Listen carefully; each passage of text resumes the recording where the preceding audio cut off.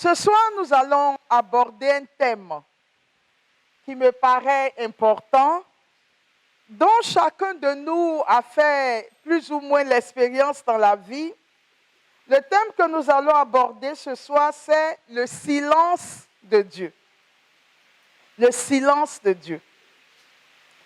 Alors, dans chacune de nos vies, nous avons déjà eu à faire cette expérience. Mais pourquoi est-ce que Dieu est si silencieux? Et cette question, on se la pose souvent dans les moments d'épreuve. Mais je voudrais commencer par voir avec nous, pour entrer dans le vif de ce sujet, je voudrais commencer par aborder le projet de Dieu pour l'homme. Au moment où Dieu crée l'être humain, quel est le projet que Dieu avait dans la vie des hommes? Et la première chose que j'ai envie de dire, c'est que Dieu nous a créés pour que nous soyons heureux. Et je voudrais que chacun retienne cela. Dieu nous a créés afin que nous soyons heureux. Jean chapitre 10, le verset 10. Le voleur ne vient que pour voler, égorger et faire périr. Mais moi, c'est Jésus qui parle. Je suis venu pour que mes brebis aient la vie et aient la vie en surabondance. Alors donc Jésus nous dit que s'il est descendu d'auprès du Père et s'il est venu sur la terre, c'est pour que ces enfants qui sont sur la terre aient la vie et aient la vie en surabondance. Donc, nous devons intégrer dans notre vie que nous sommes créés pour être heureux. C'est ça le projet de Dieu sur la terre. Et en Jérémie, le chapitre 29, le verset 11, Jérémie 29, verset 11, Jésus dit ceci, Dieu parle par la bouche du prophète en disant ceci, « Car moi, je connais les pensées que je forme à votre sujet. » Dieu dit au sujet de ses enfants qu'il a des pensées.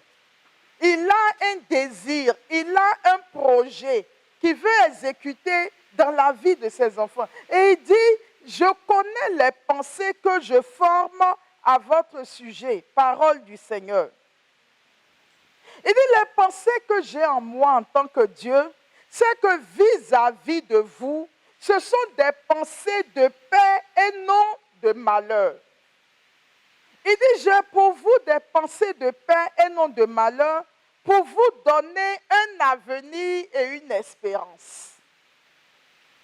Donc le Seigneur dit, quand tu es enfant de Dieu et que tu marches sur la terre des hommes, tu dois être dans une dynamique d'avoir une espérance en toi. Il y a un avenir pour toi. Ne commence pas à te voir comme quelqu'un qui n'a pas d'avenir, quelqu'un pour qui rien ne va, quelqu'un que la maladie cloue à terre, quelqu'un que la mort étreint. Le Seigneur dit, j'ai des pensées que je formule pour toi. Ce sont des pensées de paix et non de malheur, pour te donner un avenir et une espérance. Je croyais que quelqu'un allait dire Amen. Donc nous, les enfants de Dieu, nous devons marcher avec assurance parce que notre Dieu a pour nous un avenir, parce que notre Dieu veut que nous vivions dans l'espérance d'un bonheur et non des pensées de malheur. Dieu n'a pas prévu pour toi des pensées de malheur. Pourquoi est-ce que tu veux t'installer dans les pensées de malheur? Je parle à quelqu'un. Maintenant que nous avons vu quel est réellement le projet et la pensée de Dieu pour nous, la question fondamentale qu'il faut se poser, c'est comment est-ce que ce bonheur se matérialise? Parce que nous sommes en Dieu, mais dans notre quotidien, nous faisons l'expérience parfois des malheurs, nous faisons l'expérience de la misère. Comment est-ce que ce bonheur que le Seigneur nous promet se matérialise en général? L'auteur du livre du Deutéronome rejoint notre pensée. La plupart des hommes ont leur vision du bonheur. Et la vision du bonheur qu'ils ont, ça ne vient pas d'eux d'abord. C'est depuis la parole de Dieu dans l'Ancien Testament, beaucoup de gens voyaient les choses comme nous. L'auteur du livre du Deutéronome au chapitre 28, c'est tellement long. Alors je vais juste citer quelques exemples à l'intérieur. Deutéronome 28, verset 1 à 69. Il est dit, si tu écoutes attentivement la voix du Seigneur ton Dieu, si tu veilles à mettre en pratique tous ces commandements que moi je te donne aujourd'hui, alors, donc, l'auteur du livre du Deutéronome dit, le bonheur que Dieu a promis nous donner est conditionné par quelque chose. Pour que tu puisses jouir de ce bonheur, il y a une condition à remplir. Et quelle est cette condition? La condition, c'est que tu écoutes attentivement la voix du Seigneur ton Dieu et que tu veilles à mettre en pratique les commandements que Dieu te donne. Alors, quand Jésus vient et qu'il dit, je suis venu pour que vous ayez la vie et que vous l'ayez en surabondance, les hommes ont tendance à penser que dès l'instant où j'ai accepté Jésus comme mon Seigneur et mon Sauveur, donc la vie et l'abondance de vie qu'il me promet, je dois l'avoir automatiquement. Mais l'auteur du livre du Deutéronome dit, ce bonheur tu l'auras, mais ce bonheur est conditionné par quelque chose. C'est d'écouter attentivement la voix du Seigneur ton Dieu et de veiller à mettre en pratique les commandements que Dieu te donne. Et si tu le fais, le Seigneur ton Dieu te placera en haut de toutes les nations de la terre. Toutes les bénédictions que voici viendront vers toi et t'atteindront. Parce que tu auras écouté la voix du Seigneur ton Dieu. On dit, béni seras-tu dans la ville. Béni seras-tu dans les champs. Bénis seront le fruit de tes entrailles, tes enfants. De ton sol, tout ce que tu planteras. De ton bétail, tout ce que tu auras à faire comme élevage. Tes vaches seront pleines et tes brebis seront maigres. Bénis seront ton panier et ta huche à pain. Alors, si vous lisez ce texte, vous allez voir que tant que tu écoutes la parole de Dieu et que tu la mets en pratique, toutes les bénédictions sont à tes portées. La maladie ne t'atteindra pas. La mort sera rare dans ta famille. L'auteur du livre du Deutéronome décrit toutes les bénédictions qui vont, comme disait un frère de notre communauté, les bénédictions me persécutent. C'est-à-dire, les bénédictions courent après toi. C'est ce que l'auteur du livre du Deutéronome dit, que si tu mets tout ça en pratique, tu seras béni dans tes allées et dans tes venues. Tout sol que ton pied foulera sera béni. Tout ce que ta main touchera sera béni. Voici ce que nous dit le livre du Deutéronome. Et le livre continue en disant, par contre, si tu ne mets pas en pratique les paroles du Seigneur ton Dieu, le malheur te visitera. La maladie sera ton lot quotidien, l'échec, la malédiction, la sécheresse. C'est-à-dire, partout où tu passeras, ça sera de l'aridité. Tu ne connaîtras pas le bonheur que Dieu a promis. Voilà ce que Deutéronome chapitre 28, c'est un texte qui est très long, versets 1 à 69 nous dit que la bénédiction promise par notre Seigneur Jésus-Christ, c'est une bénédiction qui est liée au fait d'écouter attentivement la parole de Dieu et de la mettre en pratique. Sur cette base donc, on pourrait se dire que sur la terre, toutes les personnes qui écoutent la parole de Dieu, qui la mettent en pratique, ce sont des personnes qui doivent déborder de vie, de bénédiction et d'espoir. Et toutes les personnes qui n'écoutent pas la parole de Dieu, ce sont les personnes qui doivent connaître les échecs, l'humiliation, la malédiction, la maladie et la mort. Sur la base du passage que nous venons de lire.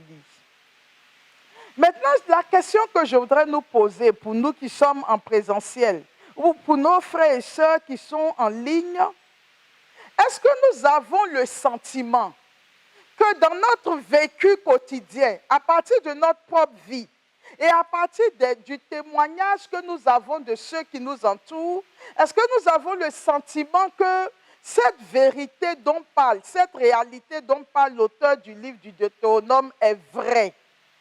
Est-ce que nous avons le sentiment que tous ceux qui suivent le Seigneur sont vraiment bénis dans toute leur vie, dans tous les aspects de leur vie, et ceux qui ne suivent pas le Seigneur sont dans la malédiction et l'échec? Est-ce que nous avons ce sentiment?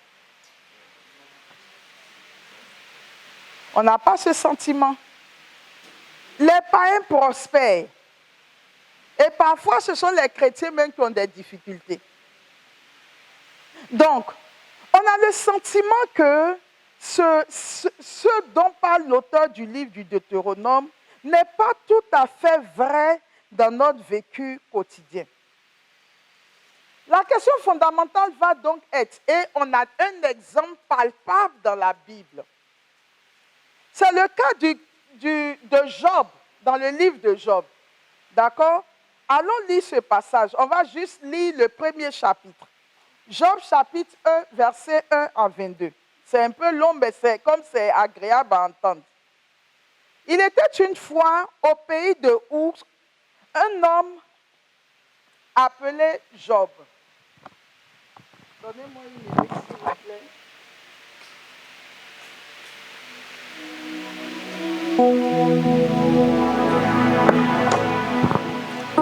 Cet homme, intègre et droit, craignait Dieu et s'écartait du mal. Quelqu'un a entendu ce qu'on dit de lui au chapitre 1. Il craignait Dieu. Et il faisait quoi encore? Il s'écartait du mal. 7 fils et 3 filles lui étaient nés. Il avait un troupeau de 7000 brebis. On parle bien de 7000 brebis. 3000 chameaux. 500 paires de bœufs. 500 ânesses. Et il possédait un grand nombre de serviteurs. Cet homme était le plus riche de tous les fils de l'Orient. D'accord? Donc, quand on regarde les chapitres 1, les versets 1 à 3, on peut dire que ce que l'auteur du livre de Deutéronome dit s'appliquait à Job. C'était quelqu'un qui craignait Dieu, qui marchait selon la parole de Dieu, et Job était béni. Il avait des enfants, il avait du troupeau, il avait tout ce qu'il fallait pour être heureux. Mais continuons. Or, ses fils avaient coutume d'aller festoyer les uns chez les autres à tour de rôle, et ils avaient invité leurs 3 sœurs à manger et à boire avec eux. Une fois terminé le cycle des festins, Job les faisait venir pour les purifier. Il avait une telle crainte de Dieu que même quand ses enfants fêtaient, il dit, on ne sait jamais qu'est-ce qui a pu se passer là-bas, il faut que je purifie les enfants. Levé de bon matin, il offrait un holocauste pour chacun d'eux. Car Job se disait, peut-être mes fils ont-ils péché et maudit Dieu dans leur cœur. C'est ainsi que Job agissait chaque fois. Le jour, alors là maintenant, un nouvel élément rentre en scène. Le jour où les fils de Dieu se rendaient à l'audience du Seigneur, le Satan, l'adversaire, lui aussi vint parmi eux. Donc, les anges de Dieu sont venus travailler sur la terre. Ils vont rendre compte à Dieu de leur mission sur la terre. Et pendant qu'ils y vont, Satan se met au milieu d'eux. Et le Seigneur Dieu aperçoit Satan qui est au milieu des anges. Il lui dit, d'où viens-tu? L'adversaire répondit, je viens de parcourir la terre et d'y rôder. Le Seigneur dit, alors ici je voudrais nous faire remarquer quelque chose. Dans la parole de Dieu, il n'y a eu que 4 personnes, si ma mémoire est bonne, à qui Dieu a personnellement rendu témoignage.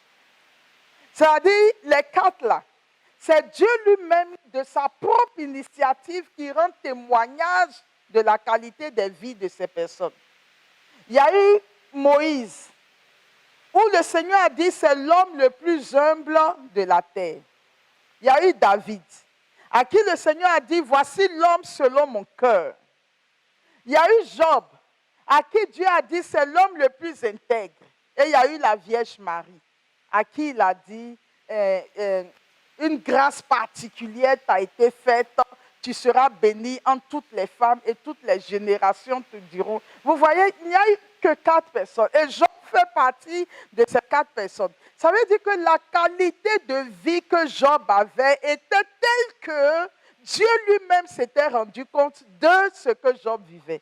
Et c'est Dieu qui prend l'initiative alors que Satan n'a pas encore parlé. C'est Dieu qui demande à Satan. As-tu remarqué mon serviteur Job? Dans le genre, Dieu était tellement fier de Job qu'il voulait que Satan aussi le sache. Il n'a pas son pareil sur la terre. C'est un homme intègre et droit qui craint Dieu et qui s'écarte du mal. Voilà ce qu'est Job et voici ce que Dieu dit de lui. Alors qu'est-ce que Satan va dire? Satan répond ce jour-là à Dieu. Est-ce que c'est pour rien que Job craint Dieu? N'as-tu pas élevé une clôture pour le protéger, lui et sa maison et tout ce qu'il possède? Tu as béni son travail et ses troupeaux se multiplient dans le pays.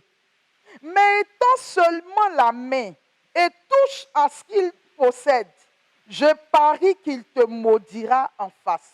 En fait, ce que Satan disait à Dieu ici, il dit à Dieu, Dieu, et par un moment je me surprends, hein, tu te fouvoies. Toi, tu penses qu'un être humain peut t'aimer pour toi-même. Il n'y a aucun homme sur la terre qui peut t'aimer. Les hommes t'aiment parce que tu les bénis, parce que tu les protèges. Mais commence à ne plus les bénir, commence à toucher à ce à quoi ils tiennent. Tu vas voir si un homme va continuer à te bénir alors que tu as touché à ce qu'il possède. Je suis en train de parler à quelqu'un. Est-ce que dans cette assemblée ou parmi ceux qui m'écoutent, il y a des gens qui soient capables de continuer à aimer le Seigneur, même si le Seigneur touchait à ce qui leur tient le plus à cœur? C'est ce que Satan dit ici à Dieu, qu'en fait sur la terre, il n'y a aucun homme qui existe, qui peut continuer à t'aimer et qui peut continuer à t'adorer, à te servir, quand tu vas toucher à ce qui lui tient le plus à cœur. Alors le Seigneur dit à l'adversaire, soit, puisque tu le dis ainsi, ça c'est moi qui ajoute, puisque tu le dis ainsi, tu as pouvoir sur tout ce qu'il possède, mais tu ne porteras pas la main sur lui. Ça veut dire, je t'autorise à toucher à tout ce qui l'entoure, mais lui-même à sa vie, n'y touche pas. Et l'adversaire se retira. Le jour où les fils et les filles de Job étaient en train de festoyer et de boire du vin dans la maison de leur frère aîné. À leur époque, c'est du vin. Aujourd'hui, c'est le champagne qui allait couler avec les cigares à la bouche. Dans la maison de leur frère aîné, un messager arriva auprès de Job et lui dit, tes bœufs étaient en train de labourer et les ânesses étaient en pâturage, au pâturage non loin de là. Les Bédouins se sont jetés sur eux et les ont enlevés et ils ont passé les serviteurs au fil de l'épée. Moi seul, j'ai pu m'échapper pour te l'annoncer. Dans ce même jour, Job perd tout son bétail. Un seul a pu s'échapper et même ses serviteurs. Pendant qu'il parle, il parlait encore quand un autre survint et lui dit, le feu du ciel est tombé. Il a brûlé troupeaux et serviteurs et les a dévorés. Moi seul, j'ai pu m'échapper pour te l'annoncer. Il parlait encore quand un troisième survint et lui dit, 3 bandes de Chaldéens se sont emparés des chameaux, ils les ont enlevés et ils ont passé les serviteurs au fil de l'épée. Moi seul, j'ai pu m'échapper pour te l'annoncer. Il parlait encore quand un 4e survint et lui dit, ah, jusque-là c'était le bétail et les serviteurs. Ça fait mal, mais on n'a pas encore touché aux fruits des entrailles. Mais un quatrième survint et lui dit, tes fils, il avait combien de fils? 7 fils. Tes fils et tes filles, il avait combien de filles? 3 filles. Tes fils et tes filles étaient en train de festoyer et de boire du vin dans la maison de leur frère aîné, lorsqu'un ouragan s'est levé du fond du désert et s'est rué contre la maison, ébranlé aux 4 coins et s'est écroulé sur les jeunes gens et ils sont tous morts.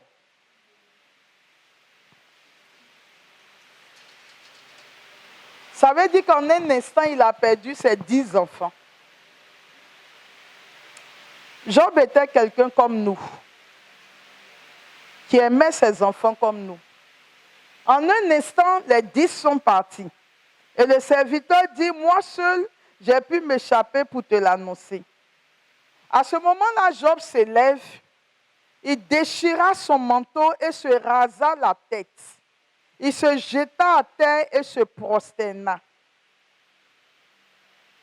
Du fond de son cœur, c'est à ce moment, puisque Job ne savait pas quel était le dialogue qui avait eu lieu entre Dieu et Satan le concernant.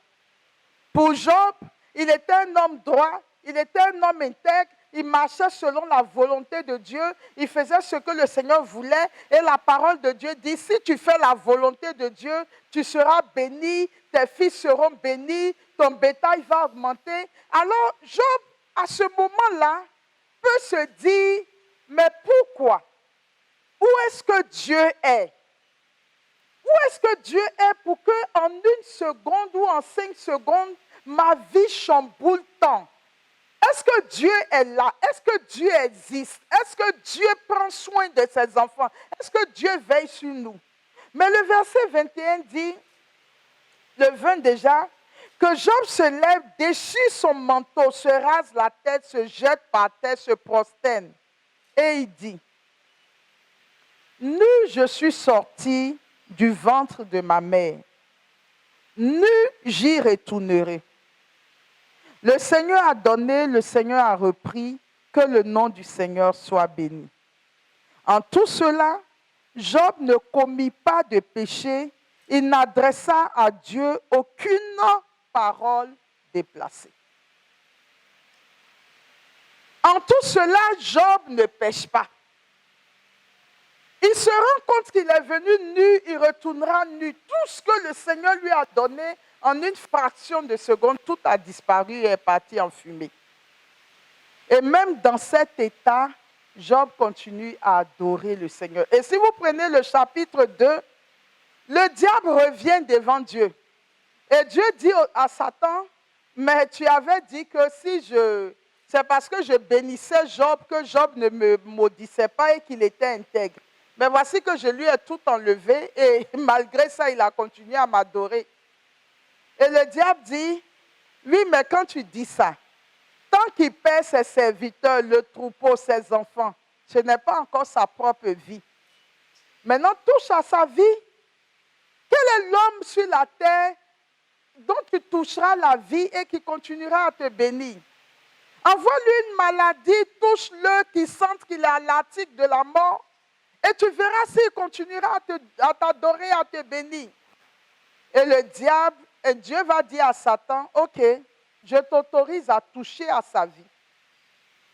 Et même là encore, pendant que la vie de Job est dans les ténèbres, dans l'angoisse de la mort, dans le shéol, on va dire, tout son corps est rempli de maladies, il prend des tessons de bouteilles pour se gratter, ses joues sont devenues infernaux, ses nuits sont devenues longues, beaucoup de souffrance, sa femme le regarde, sa femme le maudit, et sa femme dit, mais maudit Dieu et meurt.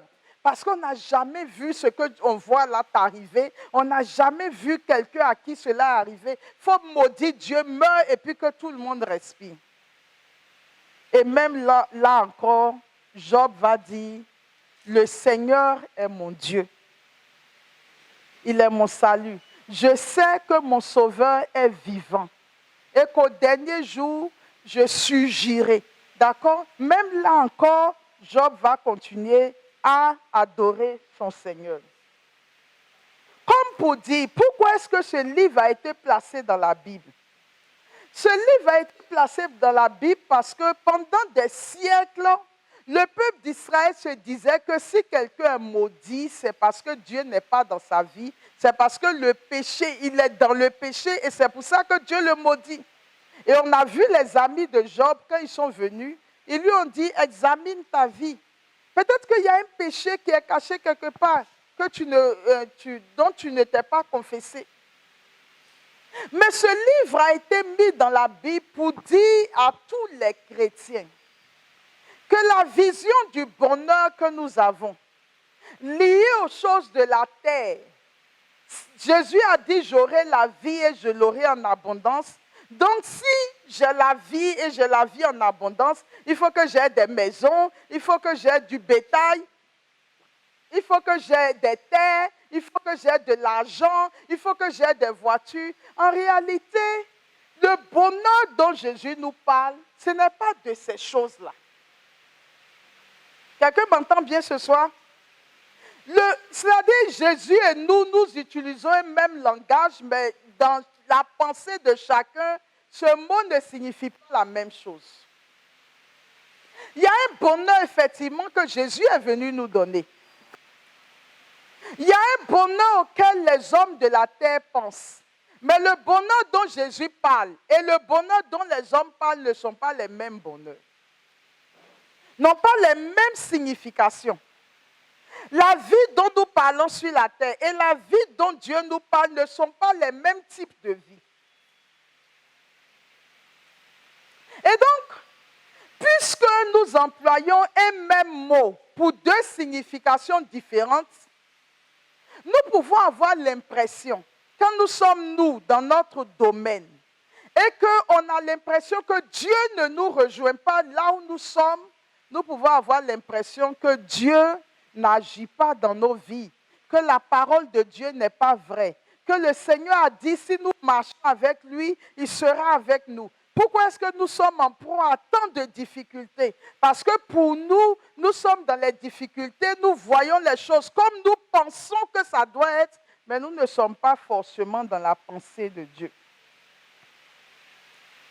Et beaucoup parmi nous d'ailleurs, dans nos vies, combien de fois est-ce que nous ne nous sommes pas demandé, mais pourquoi est-ce que Dieu nous abandonne?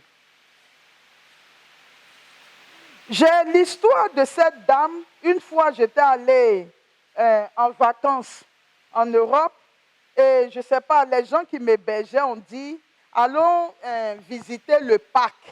Donc, je suis allée avec eux. Et pendant qu'on visitait le parc, on est arrivé devant un trou. Mais vraiment un trou très profond. Et à l'intérieur, il y avait des ours. En haut du trou, on a mis un grillage pour fermer le haut. Et quand on est arrivé sur ce trou, le guide nous a conté l'histoire de ce trou, ce qui a fait qu'on a mis le grillage dessus. Il semblerait qu'une femme, une Européenne, avait eu du mal à avoir un enfant. Elle a prié pendant des années pour que Dieu lui donne un enfant. C'était une chrétienne. Et finalement, avec la grâce de Dieu, elle a eu la grossesse. Et elle a eu un joli bébé, un gros garçon, un joli bébé. Et il paraît qu'elle a rendu témoignage de la bonté de Dieu, ce que Dieu est capable de faire dans la vie de ceux qui désespèrent. Et vous connaissez les Européens, dans sa joie, elle s'est levée un matin, elle dit, elle va aller visiter le parc et puis elle va permettre à son bébé de, je ne sais pas, 8 mois, 9 mois, de pouvoir regarder aussi les animaux. Et donc, il se promène dans le parc, elle avec son gros bébé dans la main. Tous ceux qui voyaient le bébé, il est beau parce qu'il était en embonpoint, vraiment, il était beau à voir. Et elle arrive maintenant devant le trou où il y a les ours. Mais c'est un trou qui est très profond, dont les ours ne peuvent rien faire. Et on les regarde et puis on passe. Et donc, elle se penche légèrement et elle monte les ours au bébé. Tu vois, ce sont des ours. Et tu vois, ils sont en bas. Dans ce mouvement-là, l'enfant a sauté de ses mains. Et puis, l'enfant maintenant est tombé dans le trou. Donc la maman qui était là assistait à cet événement. L'enfant qui descendait, elle était traumatisée. Et les ours qui attendaient que l'enfant arrive jusqu'à eux. Et puis elle a tellement crié. Et finalement, l'enfant atterrit entre les mains des ours. Donc forcément qu'ils ont tué l'enfant. D'accord? Et le guide disait qu'on n'a pas pu aider la femme. La seule question qu'elle se posait, Seigneur, où étais-tu? Tu m'as aidé. J'ai crié à toi, tu m'as aidé. Je t'ai donné ma vie. Je t'ai rendu témoignage. J'ai rendu grâce. Seigneur, où était... Donc, ils ont tout fait. Les psychologues, les prêtres, et tous ceux qui pouvaient aider cette femme. Ils n'ont pas pu rattraper la vie de cette femme. Jusqu'à ce qu'elle tombe dans une dépression et que finalement elle perde la vie. C'est dans ce moment-là qu'on peut se demander, mais Seigneur, pourquoi est-ce que tu m'abandonnes? J'ai lu aussi le témoignage d'un jeune homosexuel. Il disait qu'il est chrétien. Et qu'à un moment donné, il a commencé à avoir des tendances de déviation sexuelle.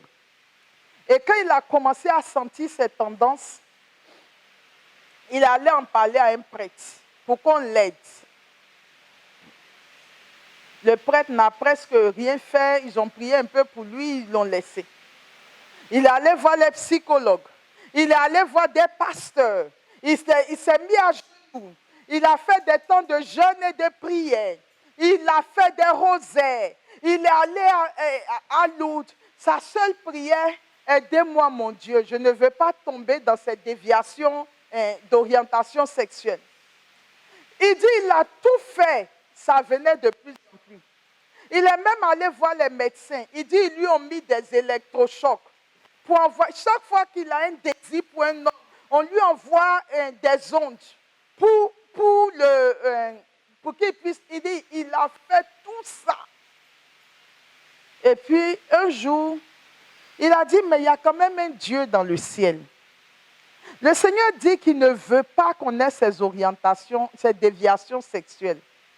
Mais j'ai vu les hommes, c'est vrai, mais maintenant, je vais me concentrer et parler à Dieu. Cette nuit-là, je vais veiller toute la nuit dans la prière, dans le jeûne, implorer la miséricorde de Dieu pour que le Seigneur vienne à mon secours.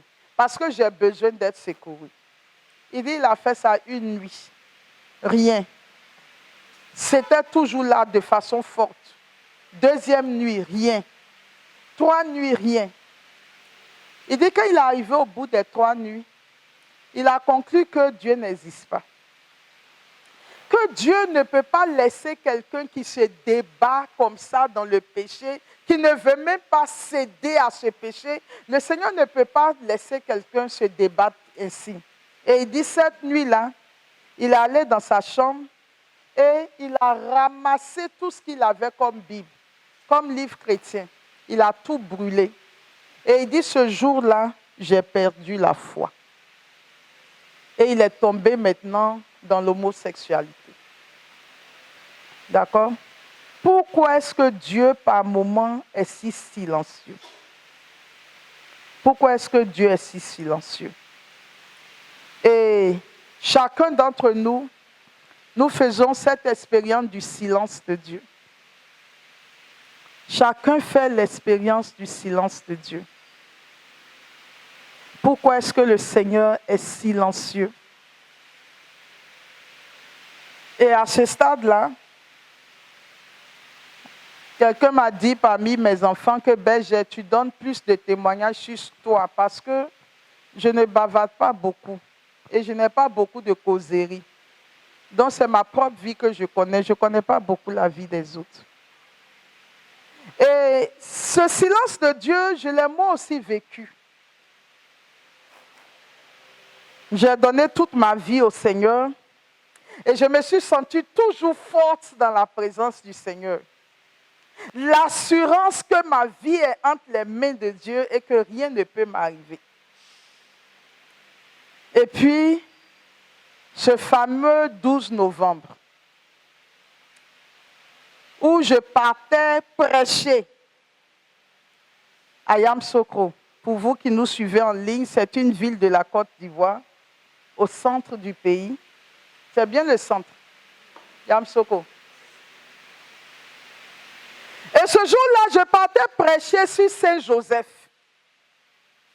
Et Saint-Joseph, en préparant l'enseignement sur Saint-Joseph, j'ai découvert un homme extraordinaire parce que c'était la première fois que de mon ministère de prédicatrice, j'étudiais vraiment la vie de Saint-Joseph.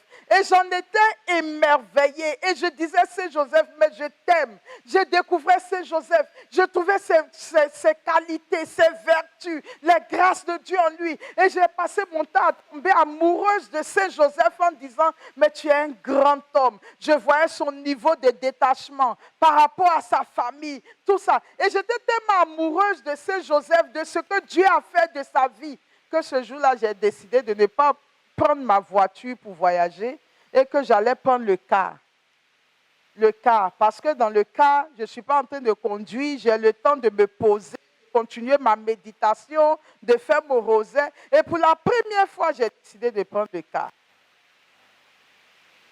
Et puis, dans le car, on m'informe que ma petite soeur est malade. Je ne m'inquiète pas. Parce que j'étais convaincue que Dieu était avec moi. Et j'ai tout fait pour qu'elle rentre dans la mission avec moi. Et parce qu'elle était à côté de moi et que nous étions toutes les deux à côté de Dieu, j'étais convaincue que rien ne pourrait nous arriver. Parce que nos vies sont entre les mains du Seigneur. Et je ne me suis pas inquiétée. J'ai juste appelé pour donner des instructions. Faites ça, envoyez-la à l'hôpital. J'ai appelé l'hôpital. Mais j'ai appelé le médecin, ma petite soeur va venir, prenez-la en charge. Et j'étais dans la méditation de l'amour de mon Dieu et je partais tranquillement en mission à l'intérieur du pays. Jusqu'à ce que j'arrive là-bas. Et je m'apprêtais à prêcher. Quand on m'appelle pour me dire, ça n'a pas marché et qu'elle est repartie chez son père. Je me suis arrêtée pendant longtemps, revisitant ma foi. Tout ce que j'avais jusque-là conçu comme élément de foi dans mon cœur et dans mes pensées. Je dis non, je vais forcer pour prêcher. Mais je sentais que ce n'était pas possible. Et je suis retournée, je leur ai dit, je ne peux pas prêcher. Un évêque était là, il voulait m'écouter prêcher. Et puis, quand j'ai dit je ne pourrais pas, il m'a demandé qu'est-ce qui se passe. Je lui ai expliqué, il a prié pour moi et puis je suis retournée en chambre. Et je suis restée assise toute une nuit, seule dans ma chambre. Pour la première fois de ma vie, confrontée avec la réalité de la croyance en Dieu, de l'existence. Jusqu'où sommes-nous capables de continuer à faire confiance au Seigneur, de continuer à espérer en lui, de continuer à nous accrocher à lui, de continuer à compter sur lui. Jusqu'où est-ce que nos fondements peuvent tenir face aux épreuves que la vie nous envoie? J'ai revisité toute ma foi jusqu'au matin. Et des membres de la mission sont venus me trouver dans ma chambre. Et on est revenu. Mais j'avais l'assurance que parce que ma petite soeur était avec moi et que nous étions avec le Seigneur, rien ne pourrait nous arriver. Il est Dieu. Je ne sais pas si vous vous en êtes rendu compte ou pas. Mon être spirituel a été fragilisé et fissuré. Et depuis son départ, toute cette forte assurance que j'avais en moi, j'ai été fragilisée. Et c'est dans ces moments que, ce que je vous raconte, c'est mon histoire. Mais chacun d'entre nous, dans sa vie, a eu à faire son expérience. Et c'est dans ces moments qu'on peut se demander, mais pourquoi est-ce que Dieu est si silencieux? Pourquoi est-ce que Dieu n'agit pas toujours? au moment où on a besoin de lui. Maintenant, je tombe dans la seconde partie de mon enseignement. Nous sommes autant fragilisés, nous sommes autant perturbés et désorientés parce que notre façon de concevoir la vie n'est pas la façon dont Dieu conçoit cette vie. Et je vais dire pourquoi. Et donc, j'ai intitulé cette deuxième partie « Le changement de paradigme ». Paradigme, c'est comment est-ce que tu perçois les choses, comment est-ce que tu vois les choses, comment est-ce que tu comprends les choses.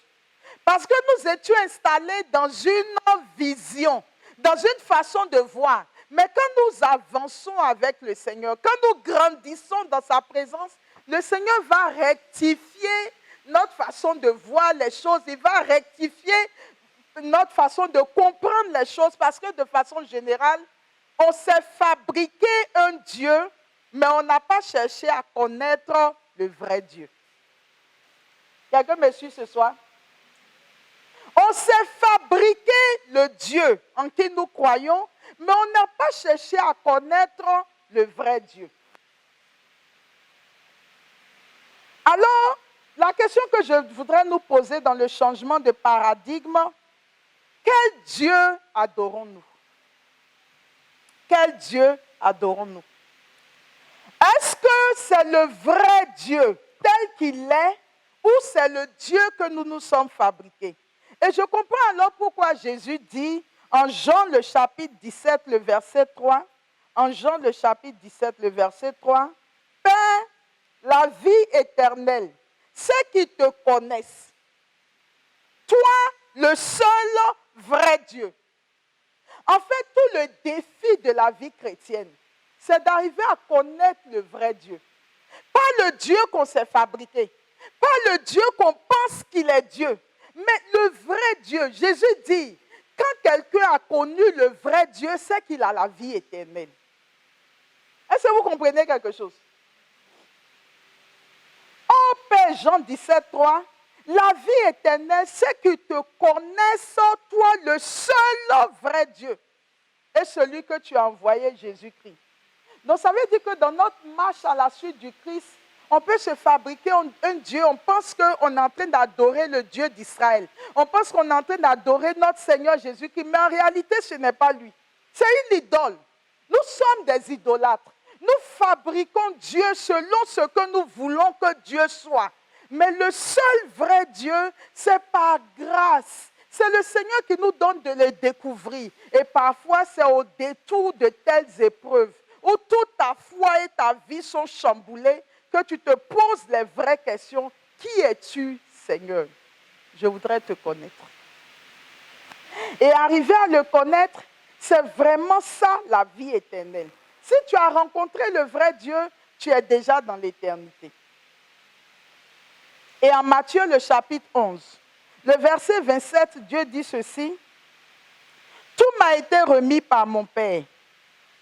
Personne ne connaît le Fils sinon le Père, et personne ne connaît le Père sinon le Fils, et celui à qui le Fils veut bien révéler. » Donc vous savez, chers frères et sœurs, que le Père et le Fils, on ne les découvre pas comme ça. Regardez le nombre de gens qui étaient sur la terre avant que Jésus vienne. Et Jésus dit, personne ne connaît le Fils. Il n'y a personne. Si ce n'est le Père. Et personne non plus ne connaît le Père. Si ce n'est le Fils. Et celui à qui le Fils veut bien le révéler. Donc vous comprenez que connaître Dieu dans sa réalité, le connaître en tant que vrai Dieu, c'est une grâce que le Fils confère à un être humain pour qu'il découvre Dieu. Pas tel qu'il pense qu'il est, mais tel qu'il est lui-même. Véritablement, c'est une grâce que notre Seigneur Jésus accorde à celui à qui il veut l'accorder. Et plus loin, il dira, Père du ciel, je te remercie d'avoir caché cela aux sages et aux intelligents, mais de l'avoir révélé aux tout petits. Donc, il y a des dispositions de cœur dans lesquelles nous devons être pour que Jésus accepte de nous révéler son Père. Regardez aujourd'hui ce qui se passe dans les églises. on se contredit, on s'attaque, on se fait ça. Mais parce que chacun a son Dieu qui présente. Chacun a le Dieu qu'il veut présenter. Or, il y a un seul et vrai Dieu. Et ce seul et vrai Dieu, personne ne peut le connaître si Dieu ne te donne pas la grâce de le connaître. Et l'épreuve a cet avantage de nous conduire à la découverte du vrai Dieu. Ça passe souvent par des moments douloureux. Pour certains, ça va être une grande maladie. Pour d'autres, ça va être la mort d'un être cher. Pour d'autres, ça va être une prison. Pour d'autres, ça va être des difficultés. Mais l'épreuve a cet avantage qu'elle nous emmène à nous poser les vraies et les bonnes questions. Et qu'elle nous mène à chercher la face du vrai Dieu. Alors donc, dans ce changement de paradigme, il faut donc voir dans un premier temps, qu'est-ce que Jésus appelle le bonheur? Pour Jésus, quand il dit, je suis venu pour que vous ayez la vie et la vie en abondance, que je vais vous bénir, il y a un passage de Philippiens qui dit, et mon Dieu comblera tous vos besoins selon la richesse de sa gloire magnifiquement dans le Christ Jésus. Quand Jésus parle de ça, de quoi il parle? Puisque ceux qui marchent à sa suite ont des difficultés, dont Jésus parle de quoi? Quel est ce bonheur qu'il nous promet? Quel est le bonheur que le vrai Dieu nous promet? Regardons à Matthieu le chapitre 6, versets 25 à 34, il est dit ceci. C'est pourquoi je vous dis, ne vous souciez pas pour votre vie, de ce que vous mangerez, ni pour votre corps, ce de quoi vous le vêtirez. La vie ne vaut-elle pas plus que la nourriture et le corps plus que les vêtements? Regardez les oiseaux du ciel, ils ne font ni semaille ni moisson, ils n'amassent pas dans les greniers et votre Père céleste les nourrit. Vous-même ne valez-vous pas beaucoup plus que? Qui d'entre vous, en se faisant du souci, peut ajouter une coudée à la longueur de sa vie? Et au sujet des vêtements, pourquoi se faire tant de soucis? Observez comment poussent les lys des champs. Ils ne travaillent pas, ils ne filent pas. Or, je vous dis que Salomon lui-même, dans toute sa gloire, n'était pas habillé comme l'un d'entre eux. Si Dieu donne un tel vêtement à l'herbe des champs, qui est aujourd'hui et qui demain sera jeté au feu, ne fera-t-il pas bien davantage pour vous, hommes de peu de foi? Ne vous faites donc pas tant de soucis. Ne dites pas qu'allons-nous manger, ou bien qu'allons-nous boire, ou encore avec quoi allons-nous nous vêtir. Tout cela, les païens le recherchent. Les païens le recherchent. Mais votre Père céleste sait que vous en avez besoin. Donc c'est Jésus qui parle ici. Ce n'est pas un prophète, ce n'est pas un apôtre, ce n'est pas un scribe, ce n'est pas un pharisien, c'est Jésus lui-même qui parle. Or, il a dit qu'il va venir nous donner un bonheur. Or, sur la terre ici, on sait que tu es dans le bonheur quand tu t'es battu pour avoir des maisons, pour avoir des terrains, pour avoir des voitures, pour avoir des habits, pour avoir des bijoux. On dit tu es heureux. Mais Jésus, maintenant, lui aussi nous parle du bonheur. Mais curieusement, lui, son bonheur va à contrario de tout ce que la terre nous dit. Il dit, moi je vous dis, ceux qui font ça là, ce sont des païens. Ne faites pas comme eux. Ne vous souciez pas de ce que vous allez manger, ni de ce que vous allez boire. Votre Père saura s'occuper de vous. Mais ce que j'attends de vous pour que vous soyez dans le bonheur, cherchez d'abord le royaume de Dieu et sa justice. Vous vous rendez bien compte que c'est deux langages différents. Quelqu'un me suit ce soir? Cherchez d'abord le royaume des cieux et sa justice. Et tout le reste vous sera donné en surcroît. Il n'a pas dit que tu n'auras pas de maison. Il n'a pas dit que tu n'auras pas de voiture. Il a dit, si tu cherches le royaume des cieux et sa justice, lui Dieu, il disposera les choses pour que ce dont tu as besoin, tu les aies. Donc, si un être humain est en train de se battre pour avoir plein de maisons, de voitures, et que ça lui échappe, il va dire, Seigneur, pourquoi est-ce que tu m'as abandonné? J'étais sur un marché de 3 milliards. Tu ne m'as pas soutenu alors que j'avais dit que si tu me soutiens, je vais construire des églises. Tu m'as laissé tomber.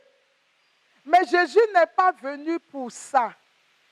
Il est venu pour te dire que j'ai besoin de ton énergie, de ton intériorité et que je veux que tu cherches le royaume et toute sa justice.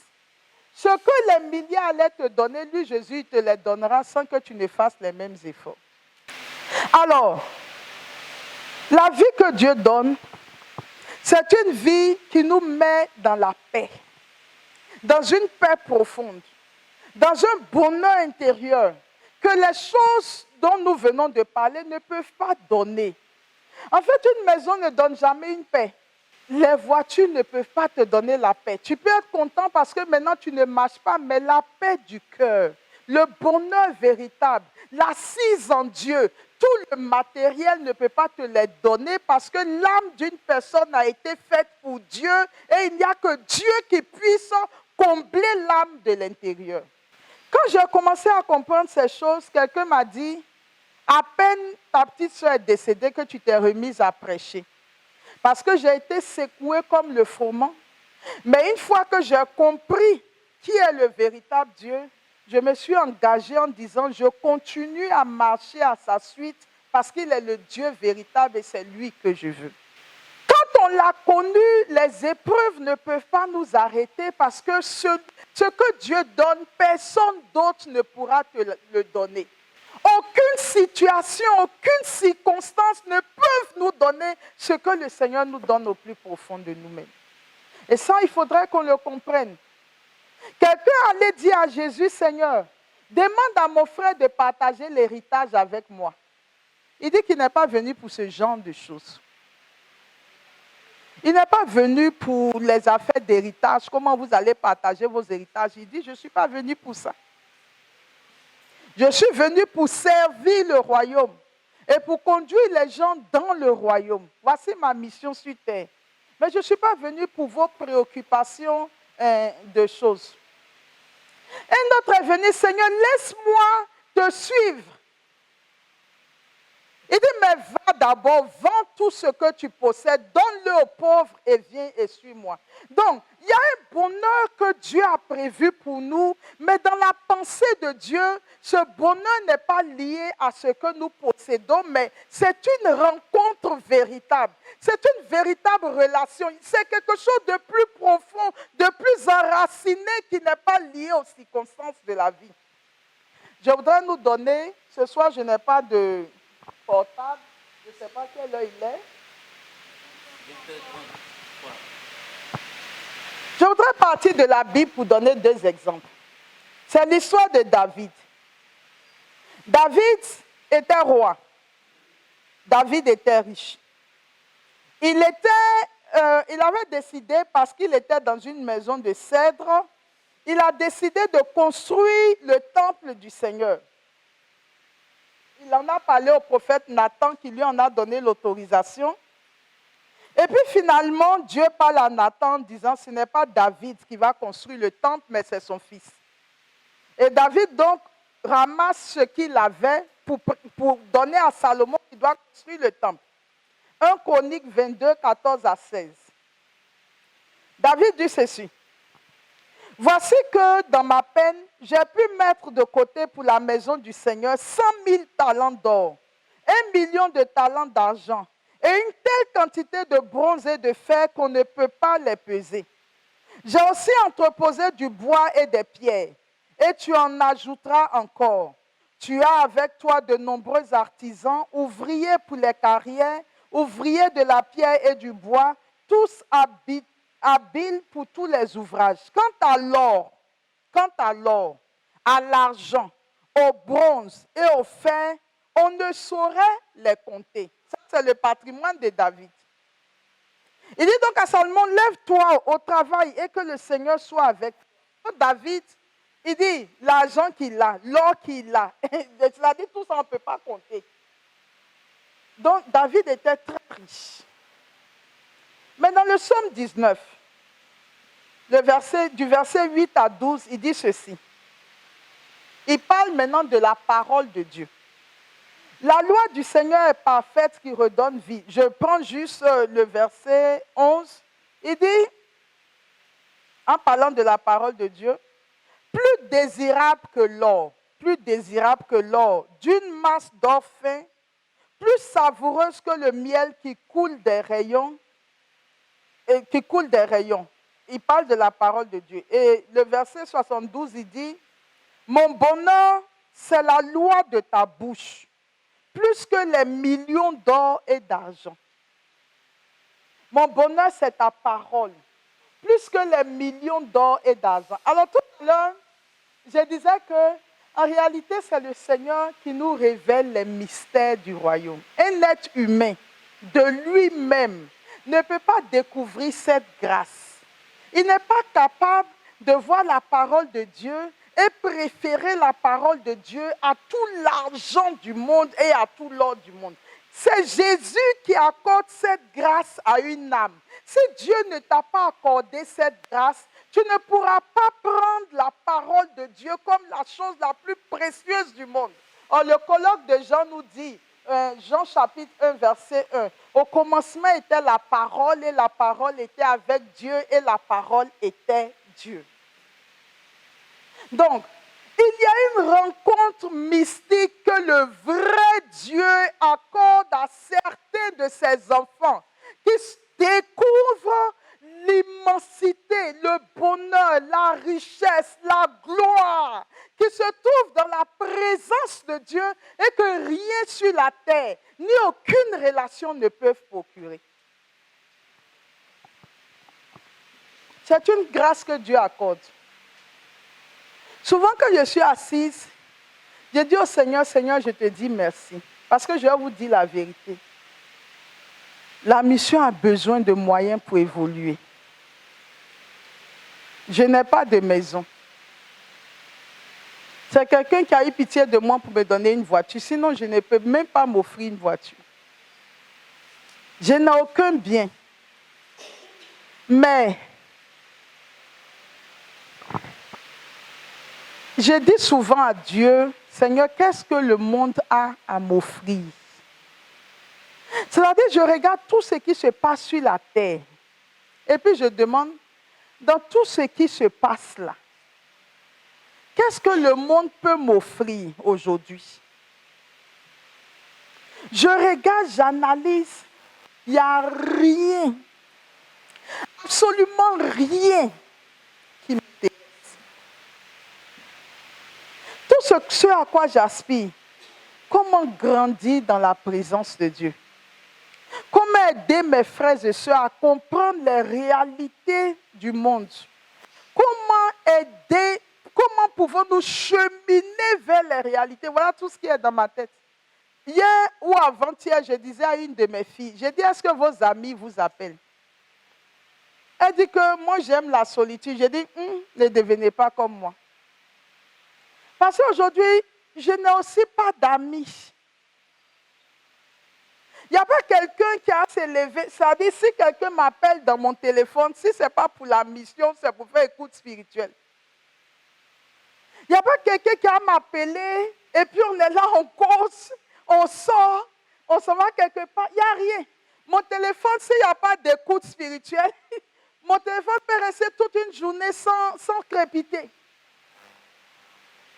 Mais ce qui va être curieux, c'est que je constate simplement que je n'ai pas d'amis, mais ça ne me pose pas de problème. Mais pourquoi?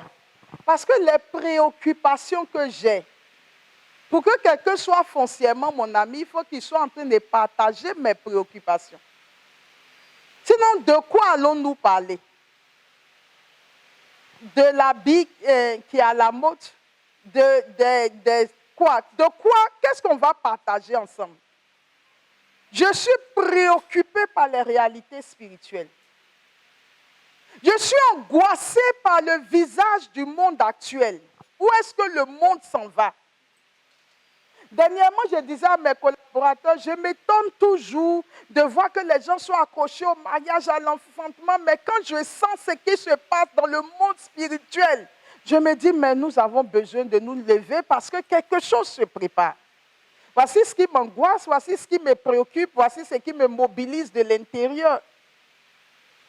Donc, chers frères et sœurs, il y a une grâce que Dieu donne de détachement et qui nous introduit dans ce que lui, Dieu, appelle le bonheur, mais pas ce que nous pensons être le bonheur sur la terre. Et il y a un passage de la Bible qui dit, Dieu donne aux païens d'amasser et à ses enfants d'en jouir. Le Dieu que nous servons, le vrai Dieu, en fait, c'est un Dieu de providence. Il prend soin de nous à la lettre. Il sait que tu n'as personne, que tu n'as rien, que tu es tout abandonné entre ses mains.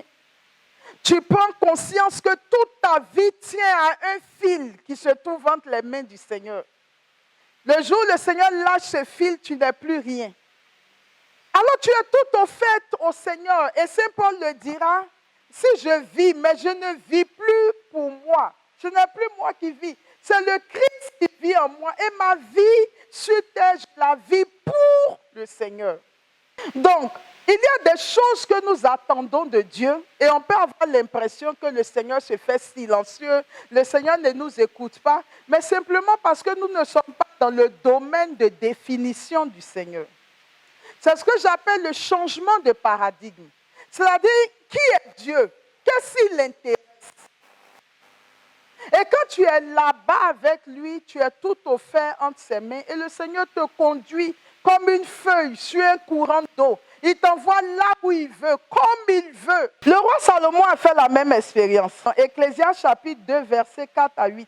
J'ai entrepris de grands travaux. Je me suis bâti des maisons et planté des vignes. Je me suis aménagé des jardins et des vergers. J'y ai planté toutes sortes d'arbres fruitiers. J'ai creusé pour moi des bassins dont les eaux irriguent les pépinières.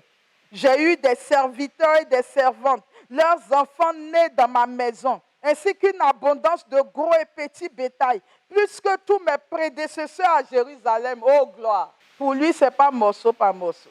Il continue en disant, j'ai encore amassé de l'argent et de l'or, la fortune des rois et des États. J'ai eu des chanteurs et des chanteuses. Tout ça, nous, on n'a jamais eu. Et ce plaisir des fils d'Adam.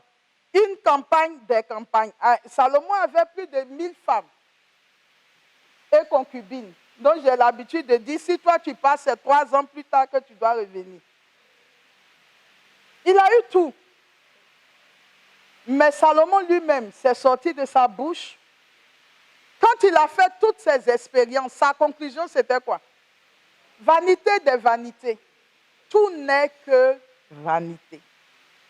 Il faut que Dieu donne une grâce extraordinaire à un être humain pour comprendre que tout ce qu'il y a sur la terre, là, en fait, c'est de la vanité. Mais ça, c'est de l'ordre de la grâce. Quand tu n'as pas encore reçu cette grâce et que ton entendement n'a pas encore été rejoint par le Seigneur, si ta façon de penser n'a pas été renouvelée, tu ne peux pas comprendre que tu nages dans les futilités, que la grâce est quelque chose que Dieu donne, que la providence de Dieu agit dans la vie. Dernièrement, un évêque me dit, Marie-Laure, tu sais que depuis que j'ai mon épiscopat, je ne me suis jamais demandé comment j'ai fait pour avoir une maison, comment j'ai fait. Tout mon problème, c'était prêcher la parole de Dieu à mes fidèles. Et il a fait, ça fait plus de 10 ans qu'il est évêque, il n'a pas de maison. Il est tout le temps en train de chercher comment les gens vont connaître Dieu, connaître sa parole, les choses comme ça. Cette année, quelqu'un a construit, lui-même d'après lui-même, il dit que c'est comme les maisons des ministres à Abidjan. Ils lui ont construit un palais avec marbre partout. Il dit que, mais on a tellement vu ton niveau de détachement. Mais on voit d'autres ont des maisons, mais toi, ils ont construit comme ça, ils lui ont donné. C'est le Dieu de la providence. Quand tu lui fais confiance, il ne t'abandonne pas. Souvent, les gens me demandent, mais tes enfants, est-ce que tu penses à eux? Mais Dieu pense à eux.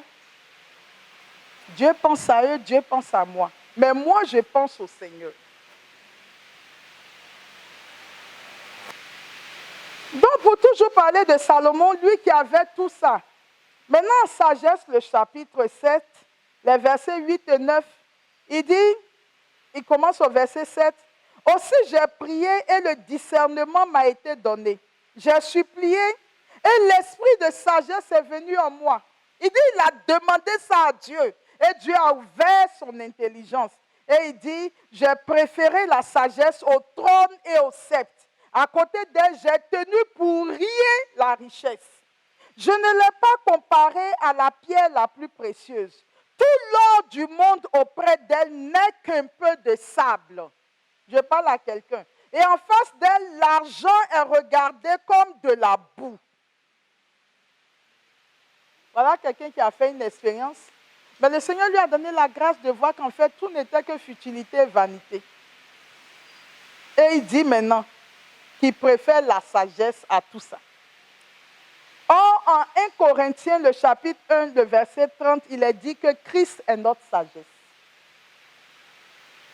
Donc, avoir Jésus dans sa vie et dans son cœur, c'est la grâce que tout le monde doit donner à Dieu. Fais cette expérience qui nous détache de tout. Qui fait que tu ne connais pas la solitude, tu n'es pas, comment je vais dire, ballotté par tout vent de doctrine, que même quand tu es remué, tu te ressaisis et tu appartiens au Seigneur. Mais c'est cette grâce qu'il faut demander à Dieu pour que nous soyons affranchis. Si le Christ vous a affranchis, vous êtes réellement libres. Or, si nous ne sommes pas libres, le jour où on n'en a pas, on va rentrer dans des compromissions. Il faut demander cette grâce au Seigneur. Seigneur, aide-moi à voir les réalités du royaume. Philippiens chapitre 3, versets 1 à 12, vous aurez l'occasion de le lire, mais je paraphrase. C'est Saint Paul qui dit, moi Paul, je suis hébreu, fils d'hébreu de la tribu de Benjamin, j'ai été à l'école de Gamaliel, je suis de citoyenneté romaine. Quant aux zèles, j'ai été persécuteur de l'Église, etc. Je suis pharisien, parce qu'être pharisien, tout ce que Saint Paul dit, c'était des choses de gloire. À l'époque de Saint Paul, être de citoyenneté romaine, ce n'est pas donné à n'importe qui. Mais il dit, oh mes frères, laissez-moi vous dire quelque chose.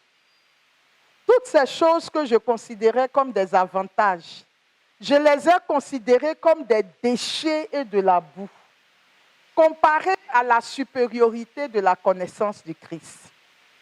Chers frères et sœurs, quand on ne le connaît pas, on s'agrippe, on s'attache, on fait ça. Mais le jour où tu le connais, tu découvres un bonheur beaucoup plus profond, tu te détaches de toutes ces choses, ce qui n'était que de la vanité. Donc ça, dans le changement de paradigme, c'est comment Dieu vient nous dire c'est quoi le vrai bonheur. Le vrai bonheur, ce n'est pas toutes ces choses matérielles-là que nous avons. Le vrai bonheur, c'est avoir Dieu, connaître Dieu, marcher avec Dieu, aimer Dieu. Voici le bonheur que Jésus est venu nous donner. Celui qui a le Christ a la vie, nous dit la parole de Dieu. Oh, Jésus dit, je suis venu pour que vous ayez la vie et que vous l'ayez en surabondance. La vie dont Dieu parle, ce n'est pas lié à toutes ces choses de la terre. C'est comment est-ce qu'au-dedans de nous, nous sommes stabilisés, fortifiés, encouragés, nourris, protégés, remplis. Voici la vie que Jésus est venu nous donner. Maintenant, toutes les autres choses, ça vient en plus. D'accord? Le deuxième aspect du changement de paradigme, je l'ai dit dans le témoignage que j'ai donné tout à l'heure, c'est le sens que Dieu donne à la vie. Vous voyez, nous qui sommes sur la terre, on a l'impression que notre vie est sur terre et tout ce qui est mort constitue pour nous des drames. On ne comprend pas pourquoi Dieu a permis que telle personne meure, que quelqu'un que nous avons aimé meure, que telle personne qui le servait si bien, qui avait l'onction. Pourquoi est-ce que Dieu prend la personne? On trouve que toute mort est un gâchis. Mais dans la pensée de Dieu, la mort n'est pas ce que nous voyons. Dieu, il considère la mort comme un élément de sa bonté. Et je vais expliquer pourquoi. Le Seigneur, en nous envoyant sur terre, n'a pas prévu que nous demeurions ici. Parce que la vie sur terre n'a pas encore atteint la plénitude de vie que Dieu doit nous donner. Ce que nous voyons sur terre, là, il y a notre corps qui fait que la dimension de vie dans laquelle Dieu veut nous envoyer, on n'arrive pas à le vivre encore parce que le corps est en train d'appesantir notre esprit. Et d'ailleurs, le livre de la sagesse en parle. La vie à laquelle que nous sommes appelés à vivre, c'est une vie dans la gloire de Dieu. C'est une vie où tu es là et tu sais ce qui se passe. C'est une vie où tu comprends les sentiments des autres. C'est une vie où tu peux te déplacer et comme ça, tu peux être dans plusieurs lieux à la fois. C'est une vie qui nous fait participer à la gloire de Dieu. Ce n'est pas cette misérable vie que nous sommes en train de mener sur la terre, où quand tu as faim, tu ne peux plus rien faire, quelque chose te fait mal, tu pleures. Ce n'est pas cette vie-là à laquelle nous sommes appelés, mais la dimension de vie que nous sommes appelés à vivre, c'est la vie que nous allons vivre de l'autre côté. Donc le Seigneur, il nous a envoyés juste sur terre pour que nous habitions la terre et que nous soyons ses ambassadeurs. Mais quand on est ambassadeur d'une nation, on vit selon les réalités de notre nation. Moi, il m'est arrivé pour les études des enfants d'aller dans plusieurs ambassades, mais aller par exemple à l'ambassade de l'Inde. Ils vivent l'Inde en Côte d'Ivoire. Ils ont les habits des Indiens. Ils ont leur point rouge sur leur front. Tout est indien, la décoration est indienne, les habillements sont indiens, la façon de faire, d'être, c'est indien, mais pourtant ils sont en Côte d'Ivoire. Allez chez les Chinois, c'est pareil. Vous allez dans n'importe quel pays, ils vont incarner leur pays là où ils sont. Et pourtant ils sont en pays étranger. Donc le Seigneur, ce qu'il attend de nous, c'est comment est-ce que nous, en tant que ses enfants, ambassadeurs sur la terre, nous sommes capables de nous habiller selon les réalités du ciel, de penser comme on pense au ciel, d'agir comme on agit au ciel. Nous devons incarner les réalités du ciel sur la terre. Or, au ciel, personne ne possède rien. Tout le monde est possédé par Dieu et Dieu comble tout le monde. Donc, notre monde a besoin de savoir comment est-ce que la vie se mène au ciel. Et qui sont ceux qui vont dire au monde la vie qui se mène au ciel? Ce sont les chrétiens. Parce que ce sont les citoyens du ciel. Et Saint Paul va dire, en hébreu, l'auteur déjà du livre aux Hébreux dit que vous êtes des étrangers et des voyageurs sur la terre. Donc si nous sommes des étrangers et des voyageurs, si nous sommes des ambassadeurs, nous devons nous habiller comme on s'habille au ciel. Et comment on s'habille au ciel? Au ciel, on s'habille avec les béatitudes. Heureux les pauvres de cœur, le royaume des cieux est à eux. Heureux les doux, d'accord? Heureux les cœurs purs. C'est-à-dire, au ciel, on a une façon de faire, on a une façon d'être, on a une façon qui fait que quand on nous voit naître, on dit, ah, celui-là, on dirait qu'il vient d'un pays, hein, le ciel. Voilà ce que nous sommes venus vivre sur la terre.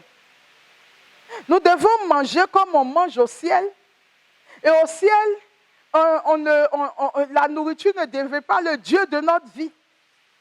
Saint Paul dit qu'ils ont fait de la nourriture le Dieu de leur ventre.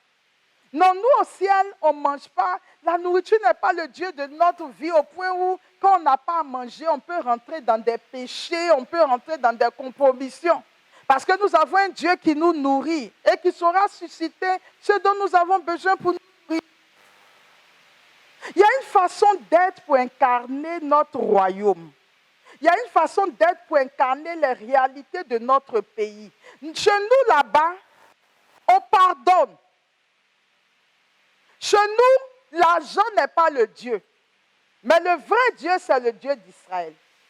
On a des valeurs dans notre royaume. Et le Seigneur dit, faites un séjour sur la terre, apprenez aux hommes de la terre quelles sont les réalités de notre royaume. Vous êtes des ambassadeurs sur la terre. Et quand vous allez aller sur la terre, ils vous diront de faire de l'argent un Dieu, de faire du sexe un Dieu, de faire du pouvoir un Dieu, de faire de ces choses un Dieu. Mais dites-leur que nous avons déjà un Dieu qui nous comble. Le Seigneur a suscité la vie consacrée pour que les consacrés disent aux gens que l'argent n'est pas un Dieu. C'est pour ça qu'ils ont fait le vœu de pauvreté. Que le sexe n'est pas un Dieu. C'est pour ça qu'ils ont fait le vœu de chasteté. Que le pouvoir n'est pas un Dieu. C'est pour ça qu'ils font le vœu d'obéissance.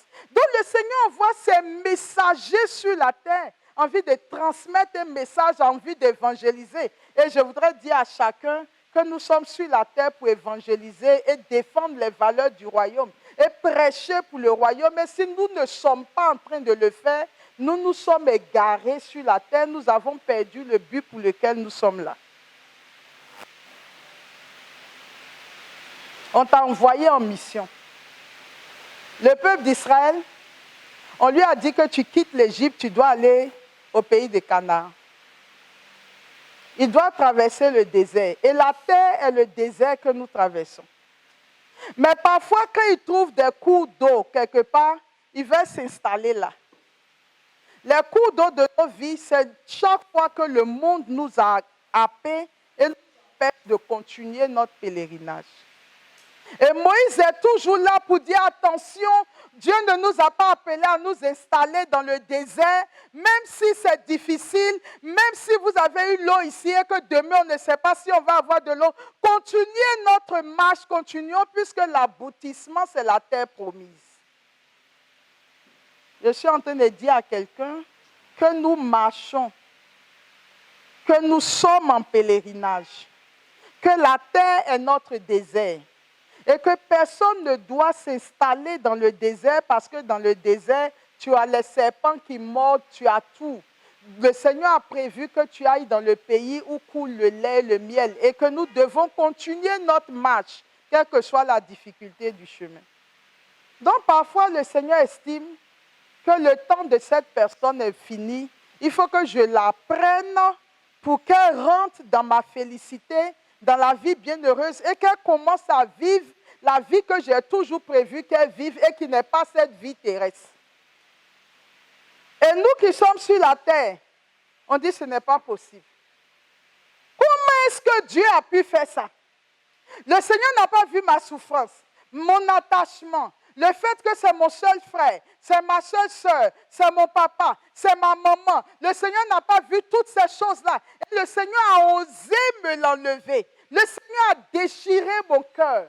Le Seigneur m'a blessé. Le Seigneur et Dieu assis au ciel, il s'étonne.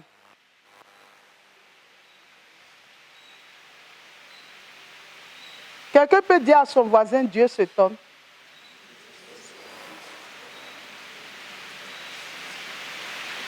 Il s'étonne. Il dit, mais voici des gens que j'ai juste envoyés en mission. La vie même qu'ils doivent vivre là, ce n'est pas cette vie qu'ils mènent là-bas. Et je voudrais dire, chers frères et sœurs, que tous ceux qui sont morts, qui ont vu Dieu, à qui Dieu a demandé de revenir, personne n'a voulu revenir. Ils disent que tu ne peux pas voir ce qui se passe de l'autre côté et puis avoir envie de revenir sur terre. Et nous, pendant longtemps, on a prié pour des gens très malades. On était convaincus que Dieu allait les guérir. Et puis ces personnes sont décédées. Quand on est allé interroger Dieu, il dit, ce n'est pas moi. Que eux-mêmes, là, je lui ai demandé, est-ce que tu veux retourner sur la terre? Il dit, jamais de la vie. Personne ne voit la vie de l'autre côté et a envie de revenir sur terre. Il n'y a pas une seule personne qui accepte de revenir. Mais parce que la vie que nous aurons à vivre, ce n'est pas cette vie-là. Ce n'est pas cette vie-ci. Ou pour te lever, tu as tiré tes jambes, tu as fait ça. La vie de l'autre côté, mais regardez déjà sur la terre. Les gens qui rentrent dans cette grâce de Dieu, qui sont beaucoup habités par le Seigneur, commencent à développer la vie du ciel sur la terre. Vous avez des grands saints qui ont les dons de bilocation, qui sont à deux endroits à la fois, qui ont les dons de lévitation, mais des gens que Dieu remplit, qui sont capables de lire dans les âmes. Mais voici ce genre de vie auquel nous sommes appelés dans le ciel. Et on traîne nos corps mortels sur la terre et on s'attache à la terre sans savoir que ce qui est préparé pour nous n'a rien à voir avec ce que nous vivons sur la terre. Donc nous et Dieu n'avons pas les mêmes pensées sur la mort. Pendant que nous pleurons, le Seigneur se réjouit de ce qu'un de ses fils a fini son pèlerinage et revient dans la maison de son Père. Et si nous avions compris ça, nous devions être heureux de ce qu'enfin, lui au moins, il a fini son pèlerinage. La seule chose qu'on demande, c'est que la personne ait vraiment cherché sur la terre Dieu. de telle sorte qu'au moment où elle va en jugement particulier, qu'elle rentre dans la félicité de Dieu. Mais est-ce que vous voyez quelqu'un qui est dans la félicité de Dieu qui va dire que non, comme ma maman est sur la terre, pleure, donc je vais revenir. Nous vivons sur la terre avec les 3 vertus théologales. La foi. La foi que le Dieu que nous ne voyons pas, que nous n'entendons pas toujours, nous savons quand même qu'il existe et que c'est lui qui conduit nos vies. L'espérance, qu'au moment où le Seigneur nous rappellera auprès de lui, nous le verrons face à face, comme dit Job dans sa félicité céleste. Et enfin, la charité, ce Dieu que nous avons aimé toute notre vie, c'est lui que nous voulons rencontrer. Donc, chers frères et sœurs, nous avons besoin de revoir l'image que nous avons de Dieu. Et nous rendre compte qu'on n'est pas venu s'installer ici. Mais c'est pour ça que quand on est sur la terre, qu'on veut avoir plein de biens, Dieu s'étonne. Il dit, aïe, on peut être dans un désert qu'on traverse et puis mettre autant de choses qui vont rester longtemps là, alors que toi-même, du jour au lendemain, tu es déjà parti. Et parfois, on dit qu'on laisse pour d'autres. Mais maintenant, quand on meurt, il y a plein de palabres. À cause de ça, même on tue ceux pour qui on a laissé. Nous devons savoir où est-ce que nous partons, en qui nous croyons, qui est ce Dieu qui est l'essentiel de notre vie. Et déjà sur la terre, nous devons préparer notre éternité bienheureuse en posant chaque jour un caillou dans le ciel pour construire nos maisons là-bas. Sur la terre, je n'ai pas de maison, mais peut-être que là-bas, j'ai une grosse maison. Or, ma vie au ciel sera beaucoup plus grande que celle de la terre. Donc, comment est-ce que je remobilise mon énergie vers ce qui est vrai et vers le vrai Dieu? Et un moine a dit qu'au ciel, on ne possède rien, sinon ce qu'on est soi-même. Ce que tu seras toi-même, c'est ce que tu posséderas dans les cieux. Alors, je voudrais donc finir en disant, chers frères et sœurs, que ce soir, nous avons abordé la question du silence de Dieu. Et nous avons tous reconnu que dans notre vie, à un moment donné ou à un autre, on s'est demandé, est-ce que Dieu est là? Est-ce que Dieu nous écoute? Est-ce que Dieu est vraiment présent? Mais parfois, c'est simplement parce que nous attendons de Dieu ce que Dieu n'est pas capable de faire pour nous. Et nous avons besoin de rencontrer le vrai Dieu. Et ces derniers temps, parce que dans notre mission, nous avons une structure qui gère tout ce qui est service funéraire, j'ai vu des familles dévastées. Surtout ces derniers temps, on ne sait pas qu'est-ce qui se passe, mais beaucoup de jeunes s'en vont, laissant leurs parents. J'ai vu des familles dévastées. Et je voudrais dire à chacun d'entre nous, surtout à toutes ces familles qui sont atteintes, anéanties, que la mort pour nous n'est pas la fin d'une vie. Ce n'est que la fin d'un petit processus dans notre vie, de notre pèlerinage terrestre. Mais c'est maintenant que nous entrons dans la vraie vie. Et là-bas, nous serons en présence de celui qui nous a créés, qui nous a voulu, celui auprès de qui nous serons. Et quand nous sommes là-bas, il est dit qu'il n'y a ni pleurs, ni gémissement, il n'y a pas de douleur. Nous sommes dans la félicité de Dieu. Et je pense qu'il est important que chacun d'entre nous, nous préparions à cette rencontre.